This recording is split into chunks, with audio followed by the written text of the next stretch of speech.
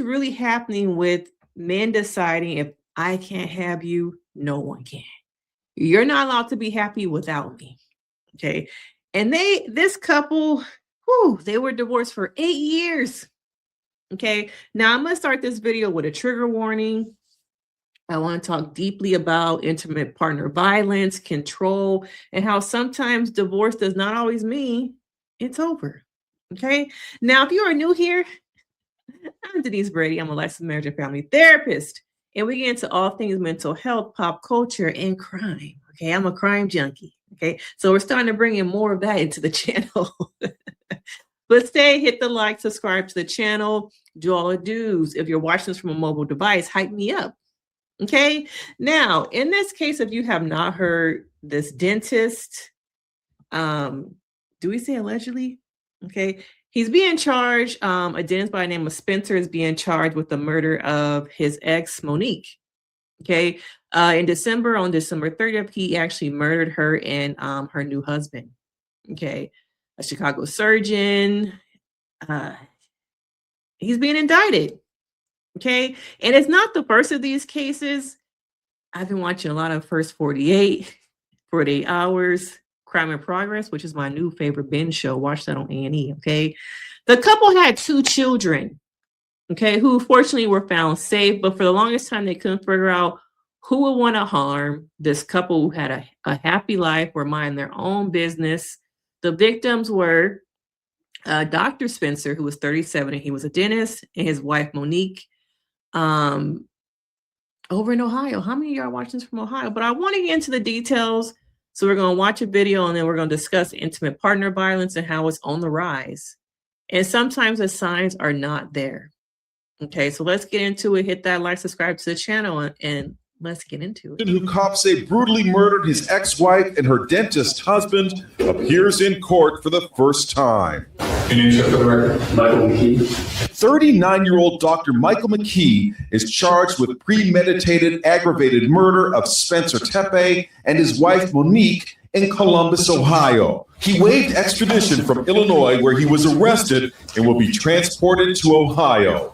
Cops say McKee drove from his home in Chicago to Columbus to commit the murders and drove back to Rockford, Illinois, where he works at a local. He drove, how many states is that?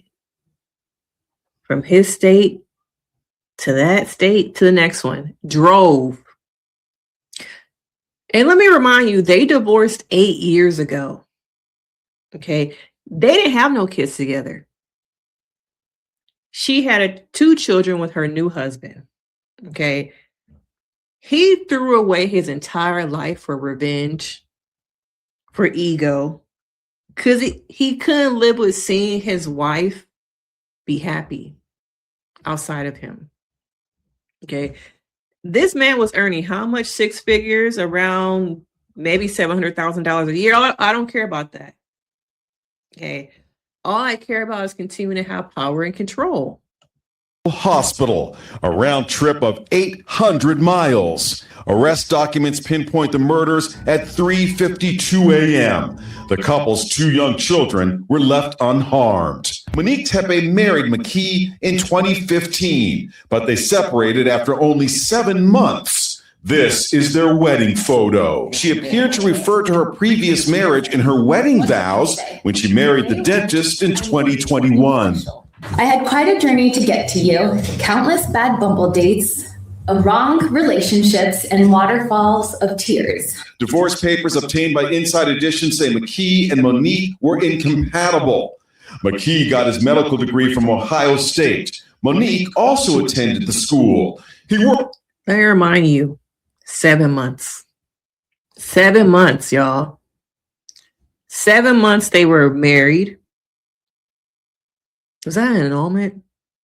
And he could not let it go for how many years? 8. 8 years, y'all. 8. Worked as a vascular surgeon at hospitals in Virginia, Nevada, and Illinois. The question baffling everyone is, if McKee is guilty, what could have triggered a murderous rage 8 years after a divorce?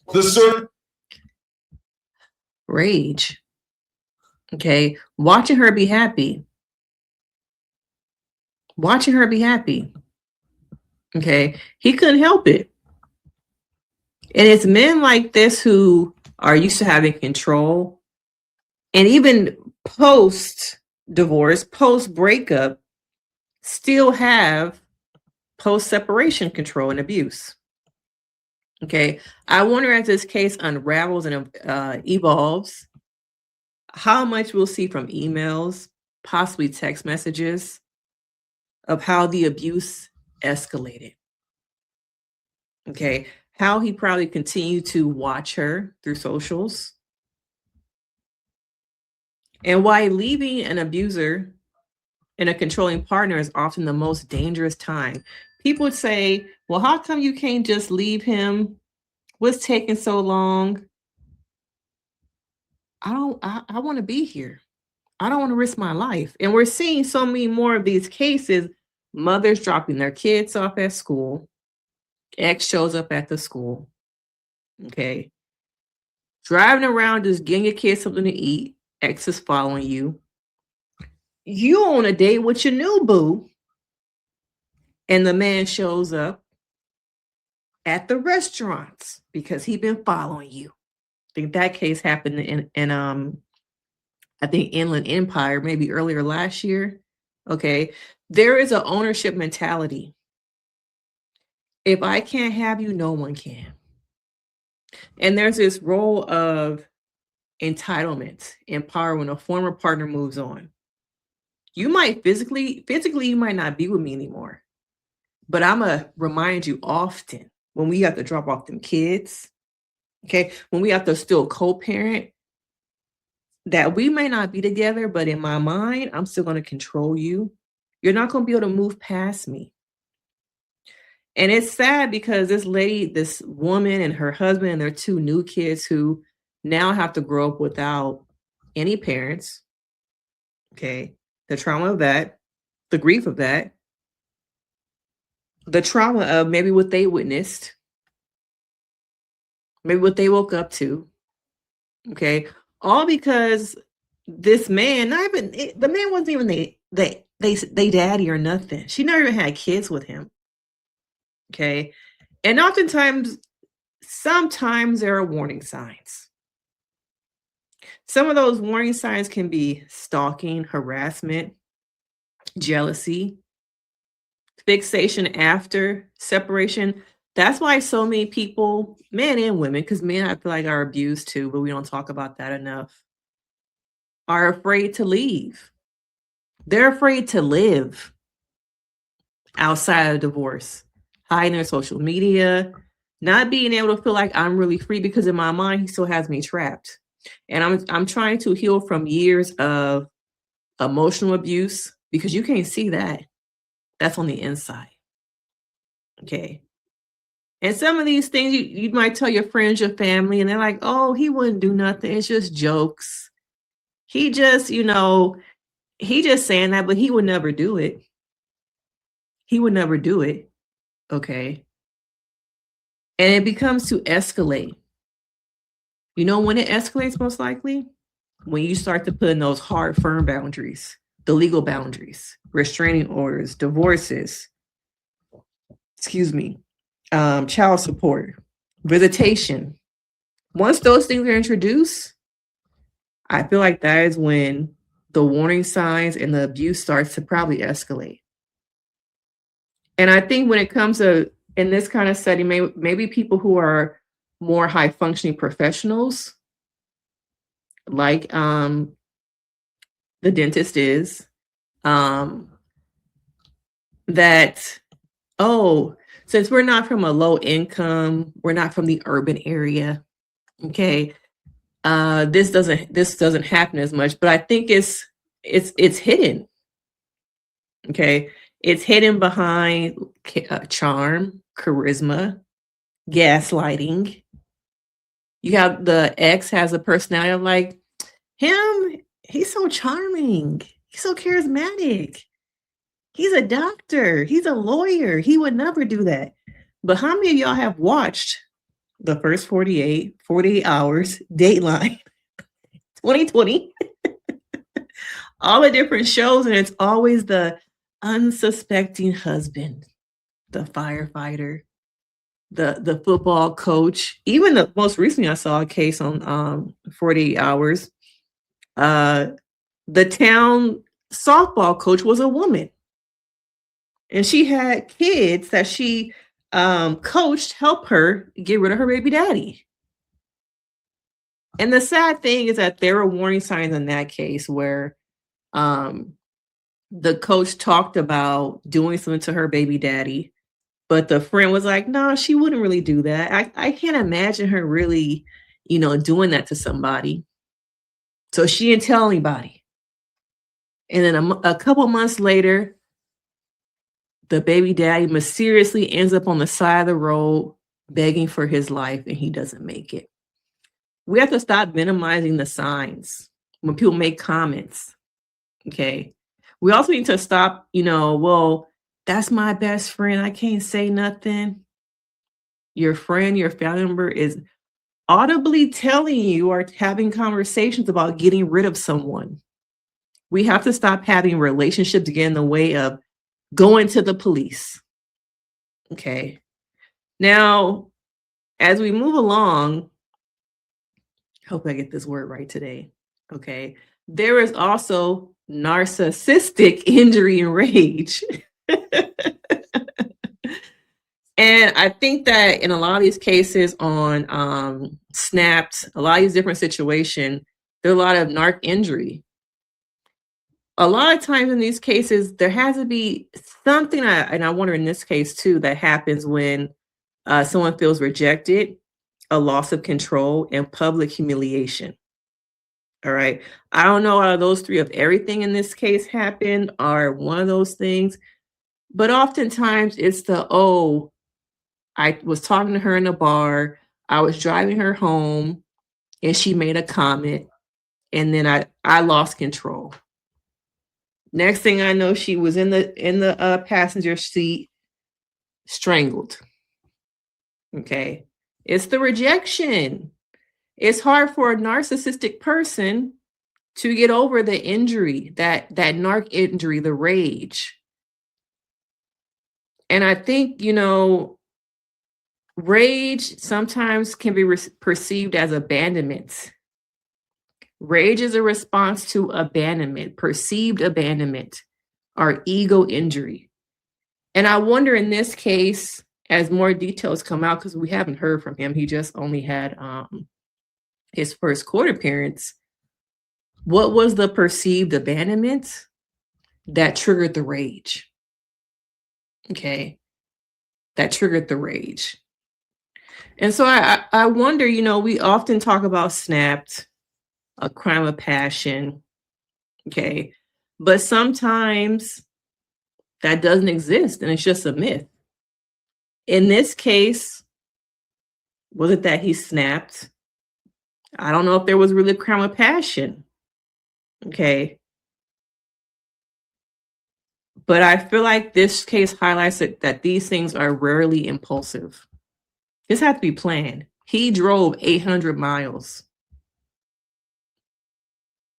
And I wonder how many times had he driven to their house before and maybe didn't do it.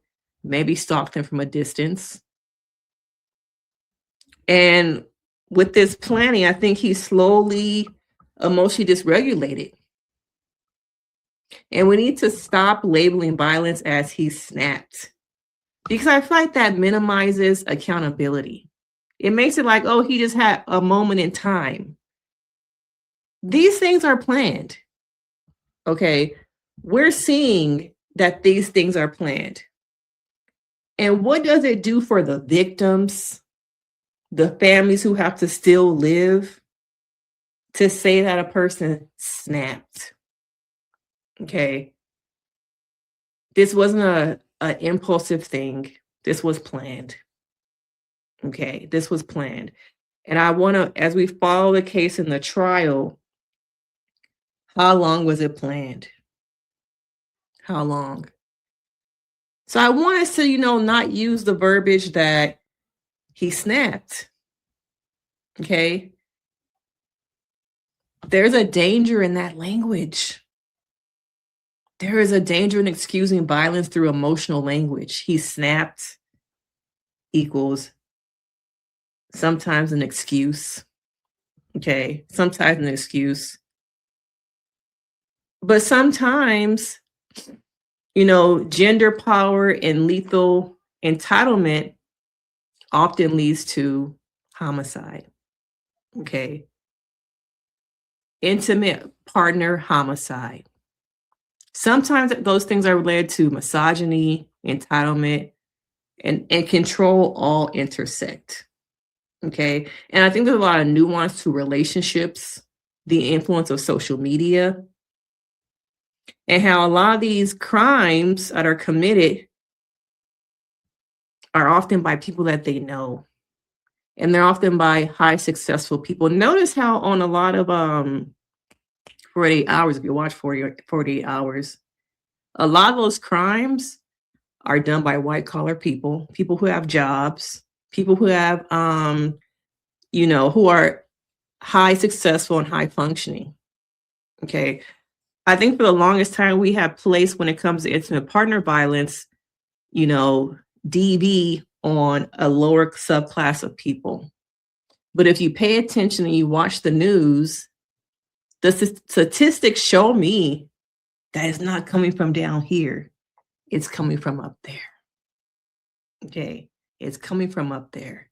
You're seeing it in communities that are quiet, the cul-de-sacs, the gated communities, where in cases the husband doesn't just take himself, but takes the wife, sometimes all the kids, one child. Or we see the reverse, where the woman takes the husband and the kids with them. Okay. They say that women are at a greater risk when they assert their autonomy, and I believe that that's true. But I feel like I'm noticing a rise of women coming out, and the gender roles in this case have been reversed. Not this case in particular, but I think I'm seeing more and more women who are coming up and kind of doing some of these things also. Women being jealous that their boyfriend moved on to a new woman, driving across country to beat the new girlfriend and ultimately harm her. That was a case recently also. All right. But we got to talk about it more. And I'm curious to see how this case falls in place and what details will come out about him, his ego, asserting power. And I think that there's a lot to talk about and discuss. Status, professional success. Some of those things don't matter when it comes to your broken ego. Okay, why education and income do not protect against violent behavior. And I think that, as we said earlier, charm and reputation can mask pathology. Just because they have a blue collar job, just because they're an attorney, a doctor, that don't mean that's going to keep them from that fragile ego, that rejection, that abandonment trauma. Okay. I want more victims to be believed when the perpetrator is somebody respected. Okay. When the perpetrator is somebody respected, we still have to see past this. What's deeper? Okay. What is deeper? But as you know, we the public watching these different cases, take threats seriously, trust your intuition and patterns. Okay. Not those apologies. Sometimes apologies come with no action. Is the behavior going to stop? Are they going to stop controlling? Are they going to stop making you feel like you're still imprisoned in the mind? Okay. And safety planning when leaving someone is truly important. But sometimes there are no signs. Sometimes you can do all the protecting and still, unfortunately, somebody can find you and harm you. Okay. I want us to come from a trauma-informed response instead of blame. Okay, instead of blame. And this discussion is not about glorifying violence. It's about understanding that psychological patterns and warning signs can be prevented. Okay. But I think that this man had a very fragile ego. He had some narcissistic trauma, narc injury wounds, and we need to talk about those wounds a little bit deeper. Okay. Have you guys ever heard of the ego, the narc injury wound, and how hard it is to really come from and repair from narc injury wounds? And that for a lot of people can be the catalyst of, oh, you trying to leave me? Oh, you thought you left me? Oh, I'm gonna show you. Okay. But as a therapist, I'm just seeing a rise in these type of cases, and I want to dig a little bit deeper as this case unfolds, talk about other cases. If there's other cases you guys want to have a deep dive on and we can discuss as a family, come into the chat, let me know. It's a very sad story. A woman who thought she had moved on 8 years, you guys. 8 years, and she still truly wasn't free. And I feel for her kids who have to live without a father, without a mother, friends, family, because one person's crushed ego consumed them over time and got them to a point where they had to take back the ultimate control. Okay. I'm Denise Brady, a licensed marriage and family therapist. Let me know your thoughts on this case. I know some of my community does live in Ohio. So come on into the chat. Let me know your thoughts. And of course, I'll see you in the next one. Bye.